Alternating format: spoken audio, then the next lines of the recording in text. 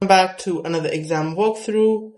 We've got question number 21 from October 2024, Unit 5, from the chapter Nuclear Decay and Radioactivity.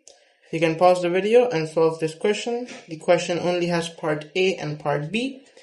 For the mark scheme and the examiner report, you can go to the end of the video. So I want you to just read the question and then I will answer it. Okay, so I hope you've read the question and now I'm going to answer it. So your beta particle is going to be -1 and 0. Your neptunium is going to be 93 and 241. Okay, so you just want to make sure it's balanced. The upper values and the lower values are all balanced on both sides. And we can see that in the beta decay, what happens is that a neutron changes into a proton. So a neutron is going to be changing into a proton. That's what happens in a beta decay. Okay, and then for the second part, we have to calculate the binding energy of a nucleus of uranium. And they've given us the mass of a neutron. Now for the mass of the proton, it's given to us in the data booklet. And it's going to be 1.67 times 10 to the raised power of -27 kg. That's going to be the mass of a proton. Okay, so we've done that. Now what we're going to be doing is we're going to be finding the number of, now 241 is going to be the number of protons plus the number of neutrons. So number of protons, these are the number of protons. This is the number of neutron plus the number of proton. So I'm going to do -92. And I'm going to get 149 neutrons. So we should remember that binding energy of a nucleus is the energy required to combine individual protons and neutrons into the nucleus. Some of the mass of the protons and neutrons is lost to create the binding energy. This is where the mass defect goes. So the binding energy is equal to mass defect times c square. Okay, and here's an example in front of you for carbon 12. Now in our example, we have uranium 241. So first we're going to calculate the mass defect. So first I've written mass defect and we're going to multiply that, the mass of the uranium 241 by 1.66 times 10 to the raised power of -27. And this 1.66 times 10 to the raised power of -27 is the value of U actually. So I've plugged that in there and then we're going to do minus. Now we're going to find the mass of the protons and the neutrons combined when we look at them individually. So we're going to do 92 times 1.67 times 10 to the raised power of -27 plus 149 times 1.68 times 10 to the raised power of -27. Let me put them in a big bracket here. Okay. And then we'll get a value. So the mass defect when the nucleus will form will be -3.7998 times 10 to the raised power of -27 kg. We can ignore that minus sign. And now we'll plug it into the equation. E is equals to mc squared. I can put delta m c squared. We can also put a delta E right there. So delta E is equals to delta mc squared basically.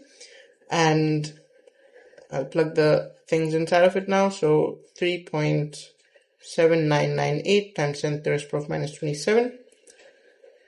3 times 10 to the raised power of 8 squared. So now I'll get the answer.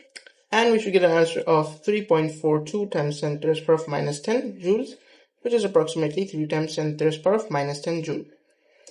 Now the part B says calculate the binding energy per nucleon of uranium 241 in mega electron volts.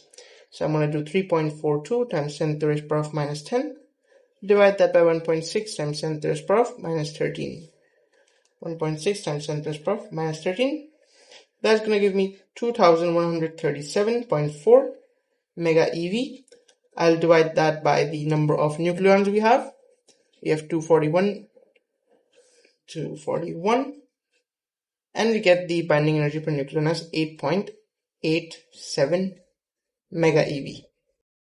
Now, if you wondered why did I do this step right over here, the reasoning is going to be that 1 eV we know is going to be equals to 1.6 times 10 to the raised power of minus 19. So we're going to have 1 mega eV is going to be 1.6 times 10 to the raised power of minus 19, and then we have to take into account the mega, which is 1 times 10 to the raised power of 6. And then we can put an x here, and then we can put the energy value we're trying to convert into mega eV, which is 3.42 times 10 to the raised power of minus 10. And then we can see if we cross multiply, we'll get this right over here, and we can see that in the denominator we have 1.6 times 10 to the raised power of minus 19, and then 1 times 10 to the raised power of 6. We can see that the powers are going to add up, so we're going to get minus 19 plus 6 is going to give us minus 13, and then we'll end up with the same thing that I got before. In the next part we can see that the half-life of the uranium-241 is 40 minutes, and the half-life of uranium-242 is 17 minutes.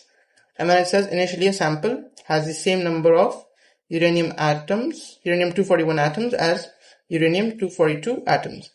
The sample is left for a time of 30 minutes.